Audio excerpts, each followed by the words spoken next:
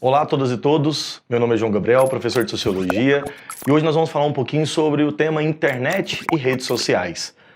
Pessoal, antes de nós começarmos a nossa videoaula, não se esqueça, se inscreva aqui no nosso canal e deixe aqui o sininho ativado para receber as nossas notificações, certinho?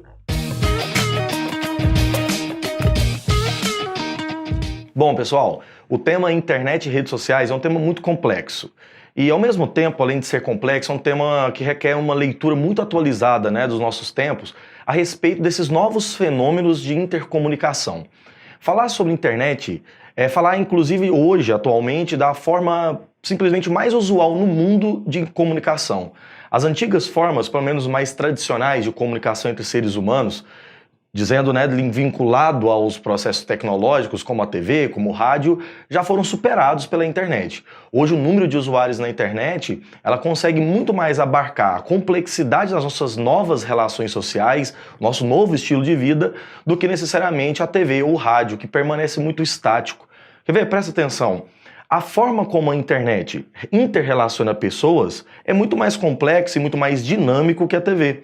Porque a TV pressupõe, antes de qualquer coisa, uma ligação com o interlocutor ou com o processo de comunicação muito direto, de uma linha muito tênue.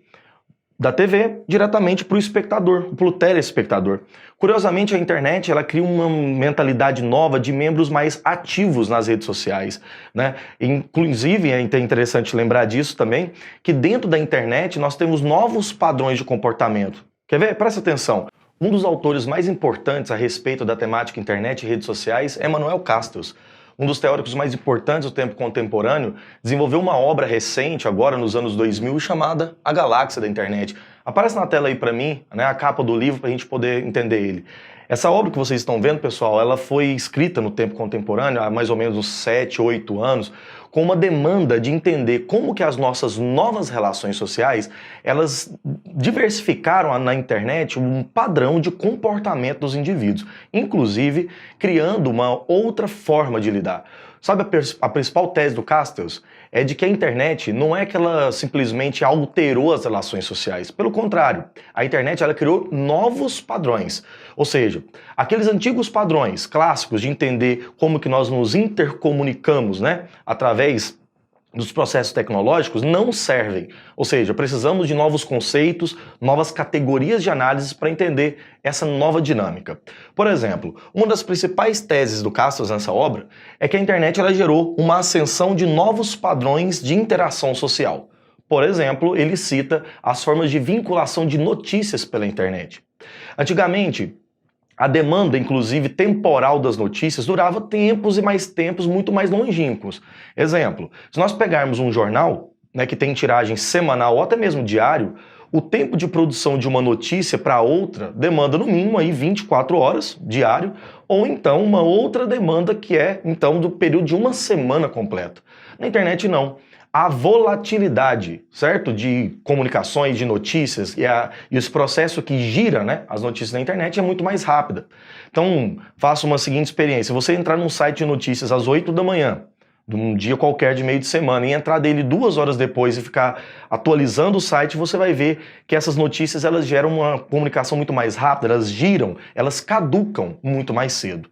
Outra forma de interação também que ele apresenta na obra é como que as relações individuais na internet, elas são mais frágeis. Elas se quebram muito mais rápido do que se consolidam.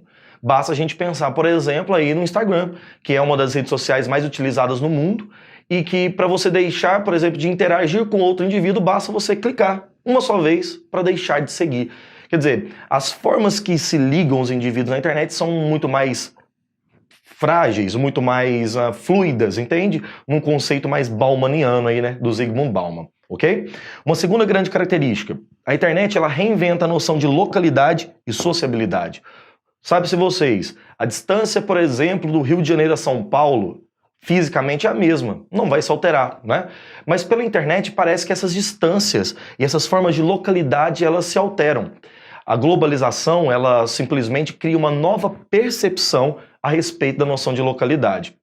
Entre o Brasil e o Japão tem a mesma distância física, porém o contato que a internet gera transparece, ou pelo menos cria a ideia de que elas são mais curtas, compreende? Outro fenômeno, por que a sociabilidade?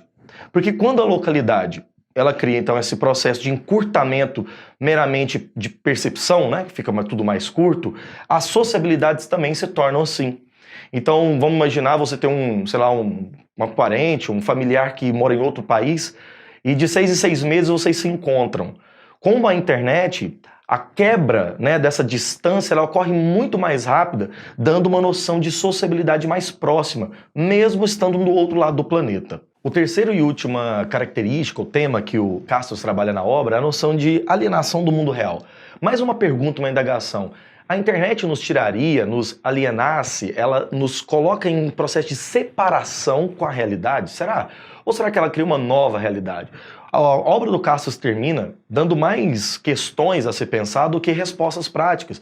Porque ele vai dizer, a internet ela não aliena, o que ela coloca é novos padrões de comportamento. As pessoas continuam existindo em sociedade, continuam se interrelacionando. Porém, com novas formas. E essas novas formas, pelo menos, transparecem ser um pouco mais frias, um pouco mais distantes, né, do que necessariamente a outros tempos. Uma indicação aqui para dar uma continuidade no pensamento do Castos. Leia a obra Modernidade Líquida de Zygmunt Bauman, que ele vai trabalhar justamente isso, uma noção entre vida em comunidade e uma vida em rede, né, que é um conceito que nós utilizaremos agora com outro autor, Pierre Levy. Saca só aqui. Pierre Levy ele construiu o termo, ou o conceito de cybercultura já há bastante tempo. A primeira publicação da obra Cybercultura foi em 99. Nós estamos aí completando, 20 anos, né, da publicação desse livro dele. E por incrível que pareça, é uma obra extremamente profunda e atual. Por quê? O conceito de cybercultura é utilizado pelo Levy para entender todo o processo de intercomunicação que as redes trouxeram, né? Na verdade, o Pierre Levy, quando conceitua a noção de cybercultura, ele tenta entender o conceito aqui, cultura, enquanto padrões de comportamento e tal, mas dentro da noção de cyber, ou seja, dentro de um outro espaço, o que ele vai chamar então de cyberespaço. Veja que a cybercultura ela criaria 3 características novas. Primeira, a interconexão, ou seja, conectar está ligado diretamente à palavra desconectar.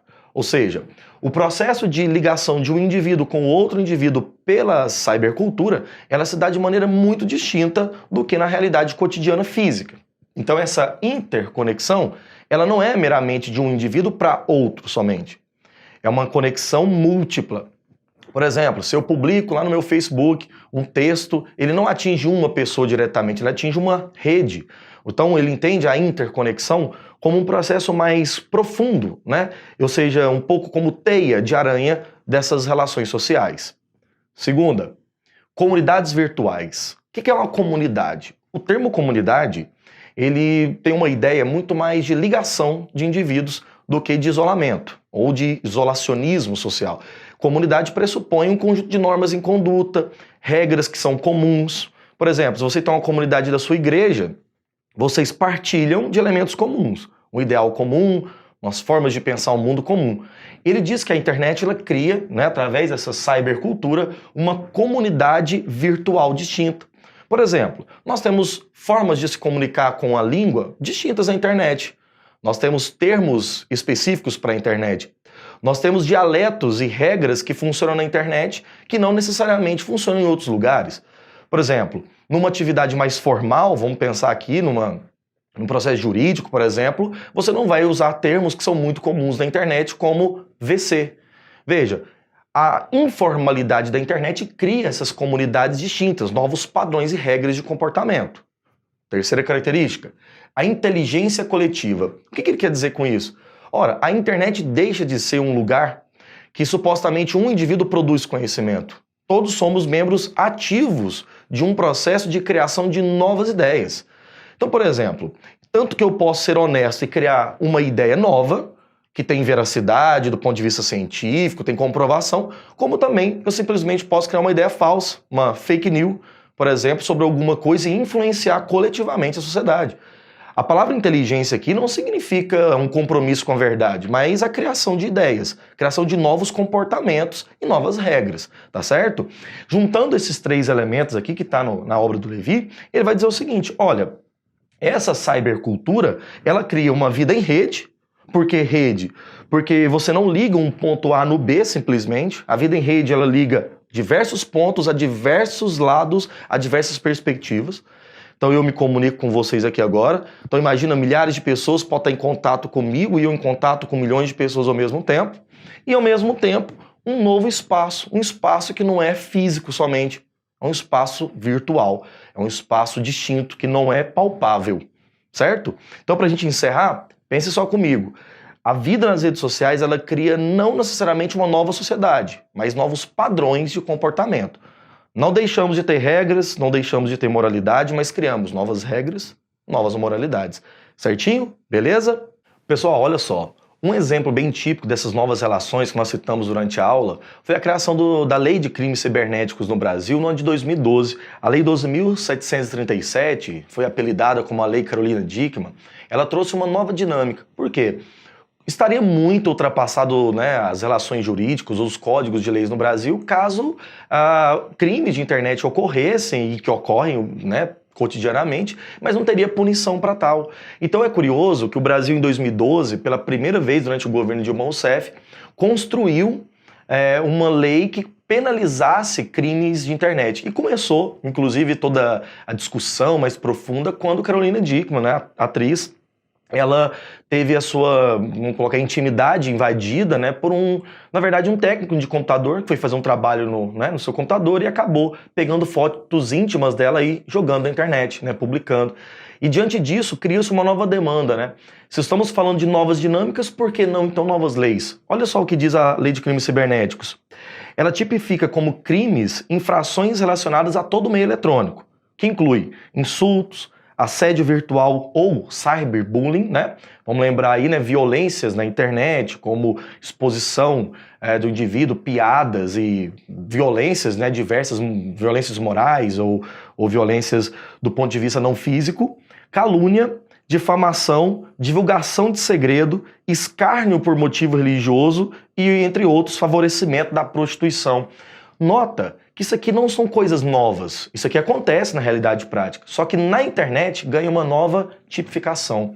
Às vezes, em alguns crimes, a internet ganha até agravante, a pena até pode aumentar caso seja feita pelas redes sociais. Certinho? Então é isso, moçada. Ó, antes de você aqui fechar nossa aba, não se esqueça, deixa aqui inscrito no nosso canal, deixa o sininho ativo e lembre-se, sempre que precisar, manda um recado aqui pra mim, né, nos comentários, e além disso, acesse nossos links aqui que estão na descrição do vídeo, certinho? Um grande abraço e até a próxima videoaula.